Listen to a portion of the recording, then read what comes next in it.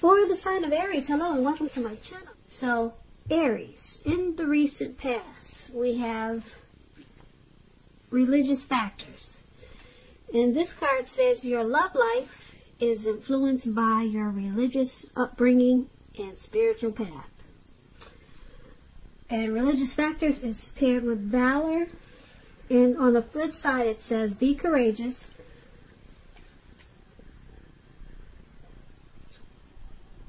The unmistakable touch of grace will follow us wherever we go. So in the recent past, for some of you Aries, you have to be strong. You have to be courageous because you kind of like walked a different path than your peers, or maybe a lot of people that you hung around, or you were just on a different path. You were more spiritually grounded than a lot of people that you knew. Your religious, it played a large part in how you lived your life and your dating and your love life. So there were things that you could and could not do, or things that you tried to stay away from because you had boundaries. You had, you wanted to follow your spiritual, you wanted to stay on your spiritual track, put it that way. You didn't want to fall off of your religious beliefs maybe, so you had boundaries. So you need, with this, you needed to be really strong and courageous. That's what valor is all about. And as long as you knew that you kept that strength, the touch of grace would have followed you wherever you went. So valor and religious factors, they played a large part in the recent past for a lot of you Aries. So I'm picking up that we have a lot of spiritual, probably religious people listening in today, which is good. So that's for the recent past for some of you Aries. Now let's move on over. Why don't we take a look at the present time? We have the Lovers card, and we also have the Queen of Swords. Now the Lovers card, it's associated with the astrological sign of Gemini, the twins. It's possible when this card appears in a reading, as it is, that you'll be feeling really ambivalent about a relationship or a situation in your life towards the end of March. It could be that your heart is telling you one thing and your head is telling you another. Basically, when you get the Lovers card, the thing to do within your bounds and morality is to follow your heart. Some people say that there are only two modes that any of us operate under at a time, and that's either fear or love. So it's showing that when you get the Lovers card, it's safe to choose love. When the Lovers card talks about love and relationships, it usually means this is the time that is likely to bring love in big, bold, capital letters to the center stage of your life.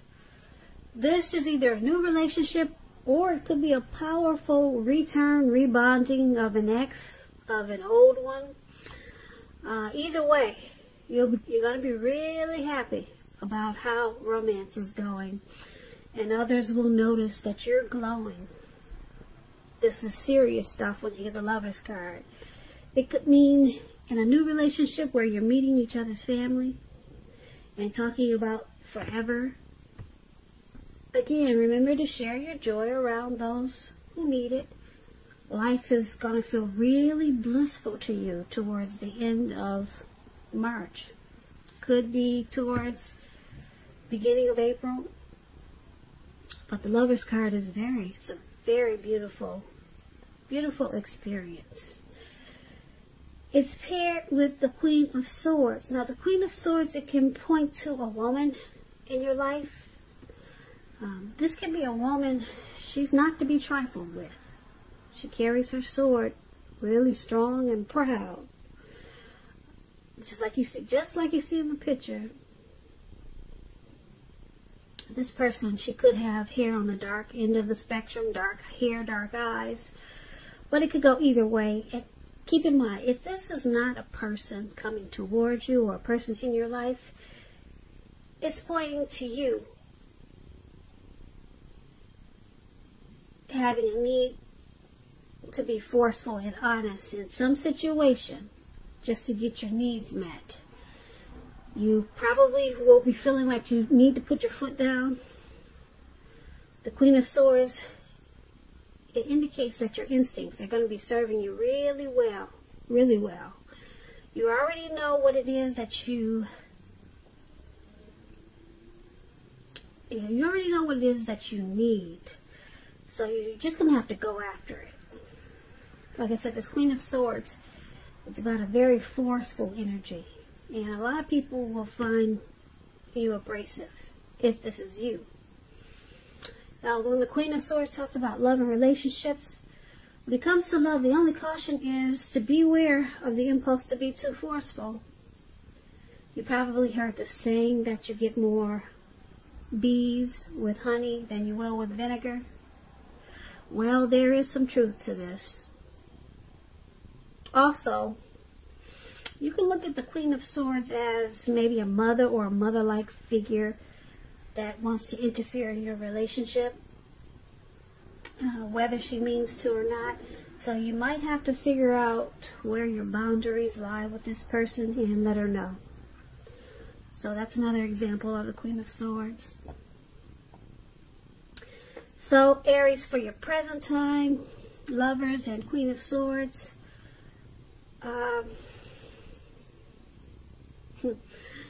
you got a great love that's coming up, or you're in a relationship and it's just going to start to feel really wonderful. If you're already in one, it's going to feel like a coming together, a union, a partnership of deep love, the strength of two, or you're going to start to fall in love. Or if you know this love thing never happens for you, you're going to find that you're going to have some type of good opportunity coming toward you by the end of the month in April. The Lovers card is really big, really big. But you're going to have someone that's trying to stop this. Somebody just don't want to see it happen for you. This good opportunity or this falling in love situation. Somebody is going to try to interfere. Somebody doesn't want to see you happy. So you got to look out for that and be careful about who you let into your world. Don't tell people everything, because everyone may not be as happy for you as you are. So just take that as a warning, this Queen of Swords. So that's for your present time. Now let's take a look at the person you're dealing with, how they see you. They see you as the Seven of Swords, and they also see you as a Four of Swords. Seven of Swords. You all probably know about this card. A lot of people call it the Stalker's card. It can point to someone who's behaving with less than ethical intentions. It can mean prying into someone's life where you don't belong. If you sense that someone is spying on you, Aries, you're probably right. And if you're tempted to dig through someone else's life, unless it's that of your minor child who has given you cause for concern, you might want to resist the impulse. Because we all know that everyone deserves privacy. When the Seven of Swords talks about love and relationships, if you're committed, it's a clear message that trust is crucial. And if you're feeling suspicious for some reason about your partner, you're going to have to make a point to talk. Talk about it even if it's difficult. Because if you think being passive-aggressive is, well, if you think passive-aggressive works, just know it doesn't. It's only going to make things worse.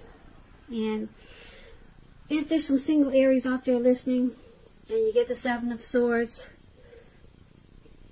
and you're looking for love or a relationship, you could meet someone towards the end of this month. And this person will be very interested. Very interesting. But you need to try to avoid appearing as though you're not interested in a relationship, because prospective suitors, they will move on to someone who's more engaging. So strive for balance. So this is how your person is seeing you, like the Seven of Swords. They see you as possibly using some type of strategy in this connection, being manipulative, maybe playing some type of game, playing games in this connection, possibly spying or stalking them. You wait until they go to bed at night and check their phones. Maybe they know you're doing this. Aries, is that you? Something sneaky, okay? That's how they see you. And they also see you as this Four of Swords. Now, the Four of Swords, when it comes to love and relationships, you're probably feeling disconnected. So just know that if you do start to feel this way, it's important to let your partner know what's going on inside. Just remember that your feelings, they're your own. So it's not necessarily their job to try to make you feel fabulous and great all the time. It may be that you simply need some time apart. So don't hesitate to take it. And if you're looking for love, now is probably not the time to push. You'd probably be better off getting very, very specific about exactly what you're looking for in a relationship. Because there will come a time when you will meet someone, and that time is probably not now. Not now with this Four of Swords. But there will come a day. So this is also how your person is seeing you, like this Four of Swords. They see that you need probably some type of rest and renewal after some type of struggle. Maybe you two had a fight, and now you feel like you want to withdraw. So maybe they found out you were using some type of manipulation, or they feel like there were too many games in this connection. They found out about it, or you found out about it, and someone needs some type of, someone wants to withdraw. It feels like they just need some type of break. But just remember, if they do withdraw or decide to, it's not permanent. Not with the Four of Swords, they're coming back. It's just like a retreat, just for renewal.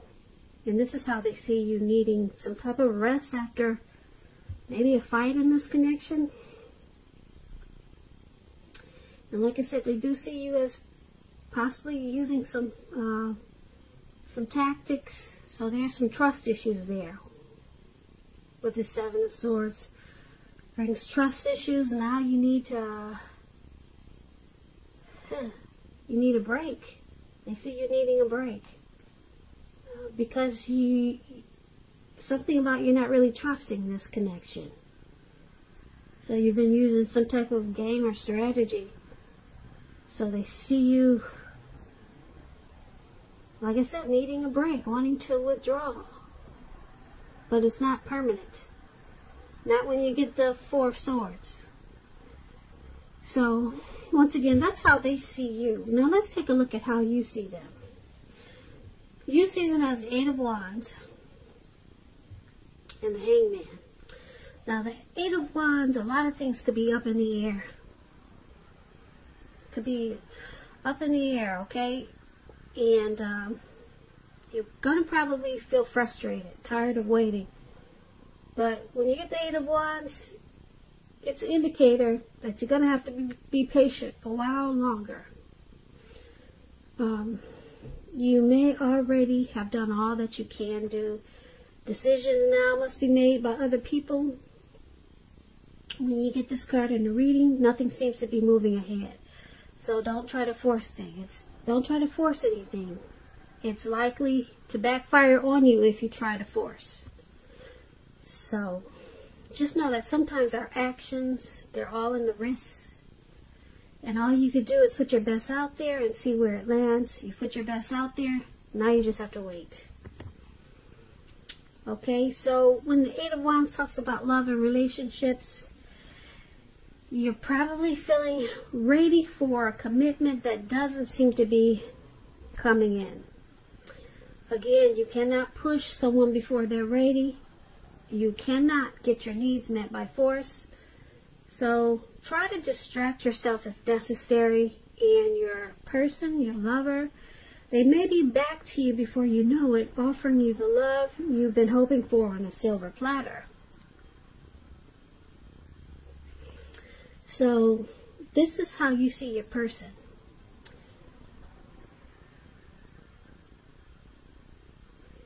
You see that they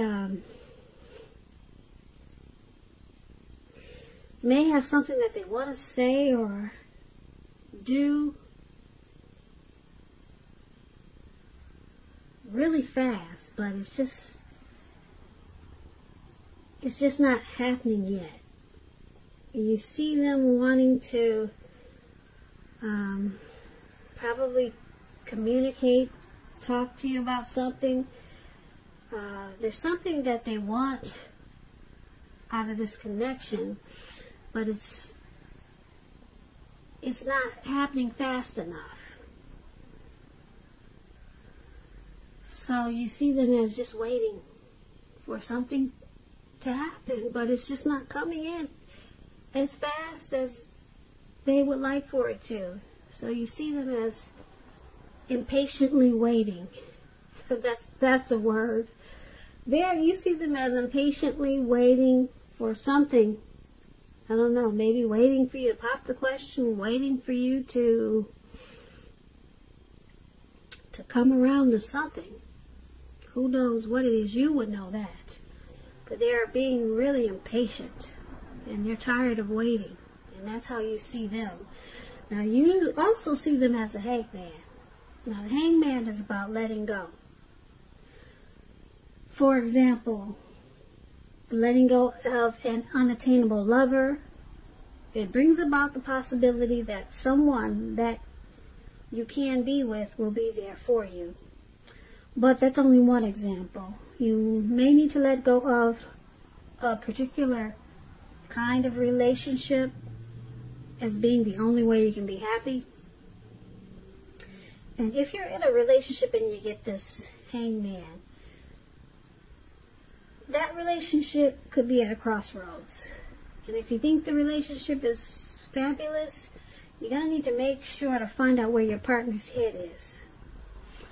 Because the crossroad, like I said, it's about being, the hangman is about being in a crossroads. Kind of like with two options, in or out, up or down, yes or no.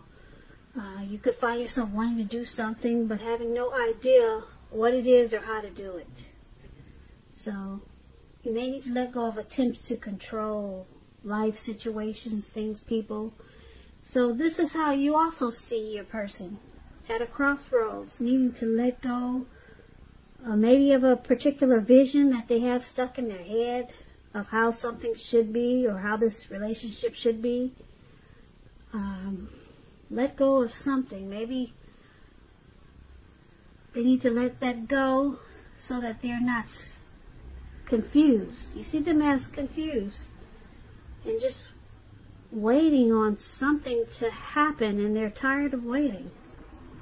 So they're stuck in their head and they're frustrated of waiting. So this confusion is causing them to feel like they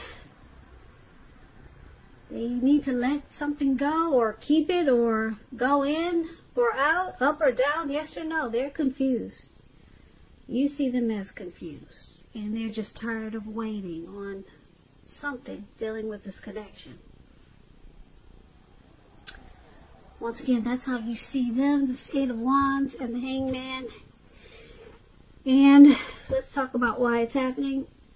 It's happening due to the Four of Cups and King of Swords. Now, the Four of Cups is about wishful thinking.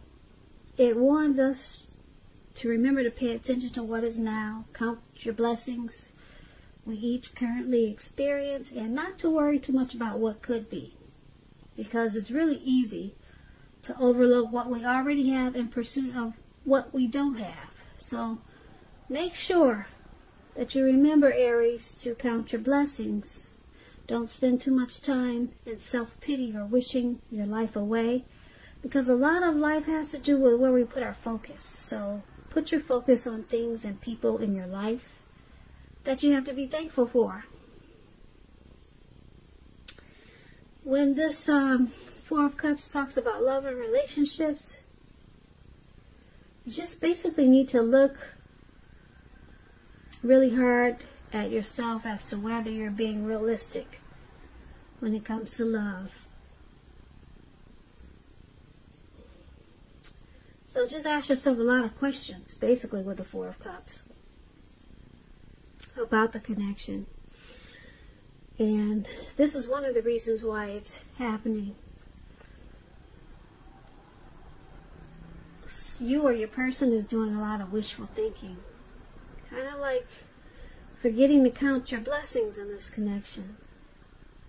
Maybe forgetting the good things and just focusing on the bad things that are in this connection. That's what somebody is doing. So that's why we got someone that's stuck in their head down there. They're forgetting about the good things and just, yeah. And it could be that's why they're waiting to get stuck out of their head. But it's not happening fast enough. And they're forgetting to remember the good things that are in this relationship. Yeah, so that's one of the reasons why it's happening. And it's also happening because of this King of Swords. Now, the King of Swords can mean, it's about a strong, forceful, opinionated man who could be part of this scenario. If this man is your partner, it means that you probably have to accept him as he is, whether he's a male or female. You'll best deal with this type of person by drawing on your feminine aspects of your nature. Pull out your feminine side. But make sure you don't put up with being mistreated. Because when you get the King of Swords, this is a type that can be stereotypically manly and overstepping his bounds. Yeah, the King of Swords, they consider this card the narcissist card. They usually use their head over their heart. They're very forceful type of people. So, this is another reason why it's happening. You got someone in this connection that's not being grateful for maybe the little things that are so sweet in this connection. And then you got someone that's probably a bit arrogant, very forceful. And so therefore you got someone stuck in their head with this Hangman, and they're confused. And they're probably waiting for things to change, but it's just not happening fast enough. That's why you got the Eight of Wands in the air. And then they see you, Aries, as using some strategy, manipulation, maybe spying. And so that's causing this Four of Swords with the anxiety down there. Some anxiety. Or needing some rest after some type of struggle. So there's a lot of mixed feelings in this reading on both sides. Somebody's turned upside down, somebody's stalking, and somebody can't wait for things to change. It's just not happening fast enough. So, and then you got the narcissist here who's pretty arrogant. And somebody's just wishing, you know, things would change, but it's not happening fast enough. Well, for the present time, we did have the Lover's card, which is really, really beautiful. There's a lot of love either coming in, or this connection could turn around with this Lover's card. And you two will fall in love again, or it will feel like it towards April, or pretty soon, because the Lovers is powerful. So, but there's someone that's going to want to come in and stop it with this Queen of Swords, as we talked about. So you got a few things to look out for coming towards the end of March, Aries. I wish you luck with that. It sounds like a tug of war going on here. Thank God for the Lover's card there in the present time. Someone's bringing you a lot of love. A lot of love. A lot of love. A lot of love.